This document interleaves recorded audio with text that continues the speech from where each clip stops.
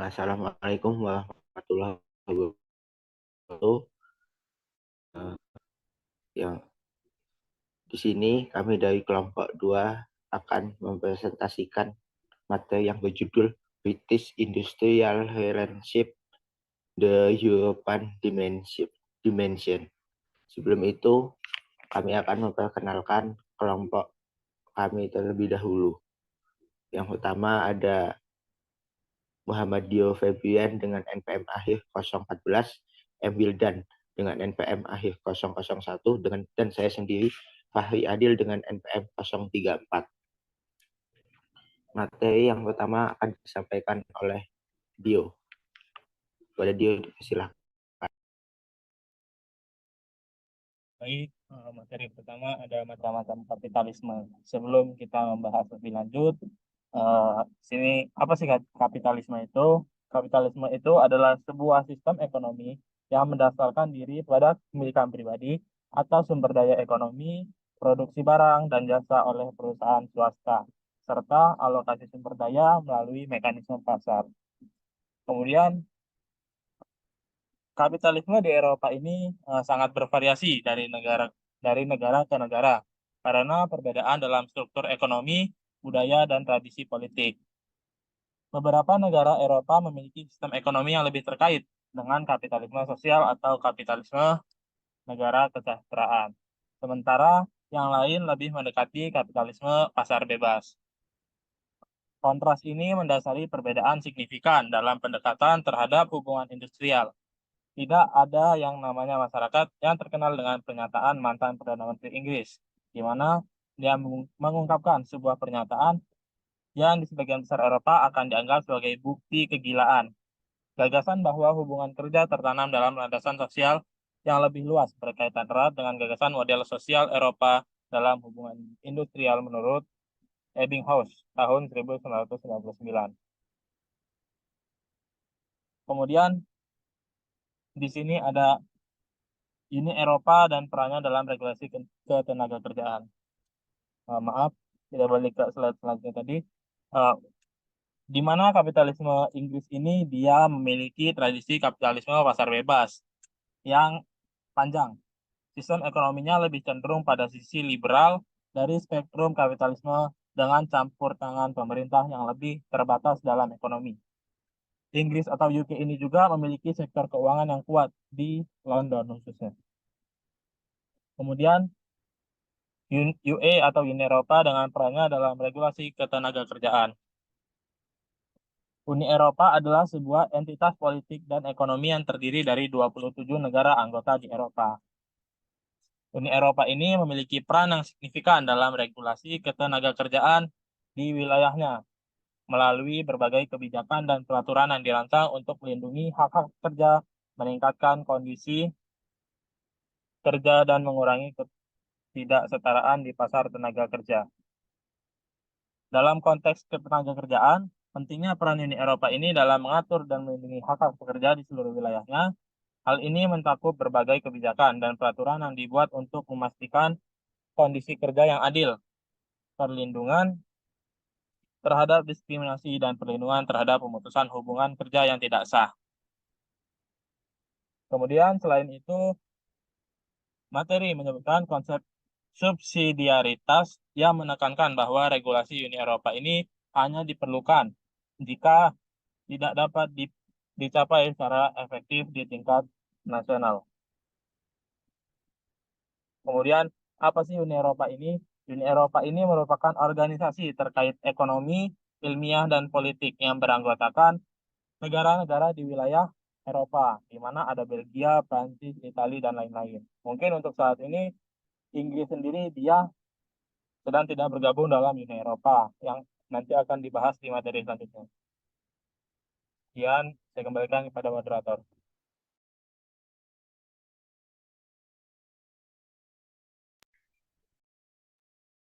Nah, yang selanjutnya adalah UA Institution. Next. Uni Eropa adalah organisasi antar pemerintah dan supranasional yang beranggotakan negara-negara Eropa sejak 31 Januari 2020. Uni Eropa beranggotakan 27 negara. Persatuan ini didirikan atas nama tersebut di bawah Perjanjian Uni Eropa pada tahun 1942 dengan cakupan luasnya 4.233 juta kilometer persegi, didirikan 1 November tahun 1993 oleh di Maastricht, Belanda. Pendiri adalah Jerman, Perancis, Italia, Belanda, Belgia, dan Luxembourg.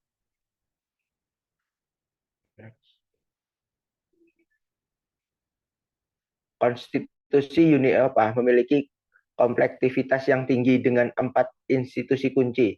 Yang pertama adalah komisi, yaitu terdiri dari wakil dari setiap negara anggota, termasuk seorang presiden dengan masa jabatan 5 tahun. Komisi dianggap sebagai motor integrasi Eropa dan memiliki kekuatan yang menginisiasi kebijakan. Meskipun tidak memiliki kekuatan untuk mengambil keputusan, Komisi juga memiliki anggaran yang dapat digunakan untuk mempengaruhi negara anggota. Yang kedua adalah Dewan Menteri, terdiri atas kepala negara atau pemerintahan bertemu dalam Dewan Eropa. Ini adalah merupakan forum legislatif dan pengambilan keputusan dengan penggunaan pemungutan suara mayoritas terkualifikasi. Yang ketiga adalah Parlemen Eropa atau PE, yaitu memiliki kekuatan yang lebih terbatas daripada Parlemen Nasional. Awalnya memiliki peran konsultatif dalam proses legislatif, namun sekarang memiliki beberapa kekuatan veto dan berperan penting dalam penunjukan komisi.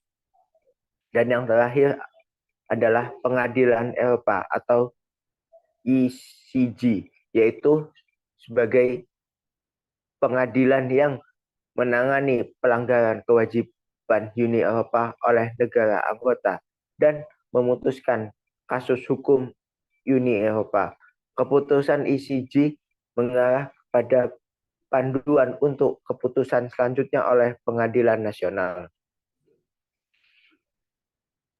Kemudian tentang Uni Eropa, di mana regulasi dan instrumen utama dalam Uni Eropa ini merupakan direktif yang mengikat hasil yang harus dicapai tetapi memberikan kebebasan dalam metode pelaksanaannya kepada negara anggota.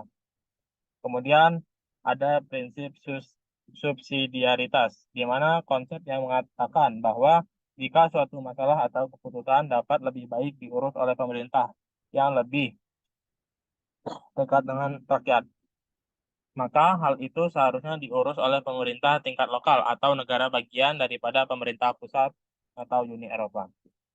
Kemudian ada hukum lunak, di mana metode koordinasi terbuka atau OMC adalah subjek perdebatan. Meskipun tidak memiliki sanksi langsung, hukum lunak dapat mempengaruhi perilaku dalam kebijakan dan implementasi. Kemudian ada Britain in Europe. Nah, di sini ada tentang Inggris dan Uni Eropa. Awalnya Inggris ini menolak bergabung dengan European Economic Community atau EEC karena kekhawatirannya tentang ambisi federalis EEC. Kemudian yang kedua, Inggris ini memimpin pembentukan European Free Trade Area atau EFTA. Sebelum mengajukan keanggotaan EEC pada tahun 1961 dan 1967 yang ditolak oleh Prancis, kemudian Inggris ini akhirnya menjadi anggota EEC pada tahun 1973, tetapi sering dianggap sebagai anggota yang sulit dan resisten terhadap regulasi Uni Eropa. Kemudian yang keempat ada Partai Konservatif, di mana Inggris ini memiliki pandangan yang bervariasi tentang Uni Eropa, dengan Margaret Thatcher dan penerusnya lebih skeptis terhadap integritas di Eropa. Kemudian ada Trade Union Congress atau TUC di Inggris mendukung model sosial Eropa untuk melindungi hak-hak pekerja dan melawan liberalisme ekonomi. Pandangan tentang Uni Eropa di Inggris ini sangat kompleks, dengan perbedaan pendapat di antara partai politik, pengusaha, dan serikat pekerja. Ya, saya kembalikan kepada moderator. Nah, yang selanjutnya adalah area utama pengaruh Uni Eropa pada hubungan industrial di Inggris. Next. Yang pertama yaitu adalah regulasi ketenagakerjaan di Britania Raya dipengaruhi oleh aturan Uni Eropa, tetapi implementasinya dan dampaknya bervariasi. Selain itu, perbedaan dalam sistem ekonomi Britania Raya dan negara-negara Eropa lainnya menghasilkan tantangan dalam mengharmonisasikan peraturan ketenagakerjaan di Uni Eropa. Yang kedua yaitu regulasi kesetaraan gender. Uni Eropa mendorong perubahan regulasi di Britania Raya, termasuk regulasi tentang upah yang setara dan penghentian diskriminasi berdasarkan jenis kelamin. Yang ketiga yaitu adalah perlindungan hamil. Uni Eropa juga mempengaruhi regulasi terkait izin hamil, menyediakan perlindungan bagi pekerja wanita yang hamil di Britania Raya. Yang keempat adalah perlindungan terhadap diskriminasi lainnya. Regulasi dari Uni Eropa mencakup perlindungan terhadap diskriminasi berdasarkan usia, disabilitas, ras atau etnis, dan orientasi seksual di Britania Raya. Dan yang kelima yaitu koalisi advokasi. Terdapat koalisi advokasi yang kuat, termasuk Komisi Perempuan Uni Eropa, Komite Hak Perempuan Parlemen Eropa, dan European Women Lobby yang berperan dalam mendorong regulasi kesetaraan gender di tingkat Uni Eropa. Yang keenam adalah resistensi dan perubahan hukum nasional. Meskipun terdapat resistensi dari pemerintah yang konservatif, tekanan dari tingkat Eropa dan kelompok kesetaraan gender di dalam negara Undang-Undang Britania Raya pengaruh yaitu adalah meskipun beberapa kritik menganggap fokus regulasi ini hanya pada kesetaraan formal di pasar tenaga kerja, bukti menunjukkan kemajuan nyata dalam mendorong hak-hak perempuan.